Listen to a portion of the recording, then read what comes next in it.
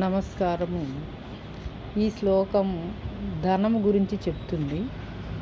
ఉత్తమం స్వార్జితం విత్తం మధ్యమం పితురార్జితం అధమం భాతృవిత్తం చరుణ విత్త మదమాధమం.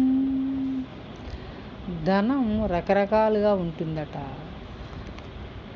తాను సొంతగా సంపాదించిన డబ్బు అయితే ఉత్తమమైనది అంటాడు. తండ్రి సంపాదించిన సొమ్ము మధ్య రకమైందట. అన్నదమ్ముల నుంచి తీసుకున్న సొమ్ము హీనమైనది.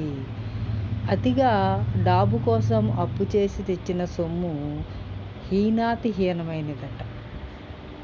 లైక్ చేసి షేర్ చేయండి, సబ్స్క్రైబ్ చేసి ఛానల్కి సపోర్ట్ చేయండి. మీ సపోర్టు ఛానల్కి చాలా అవసరం అండి. Thank you one and all.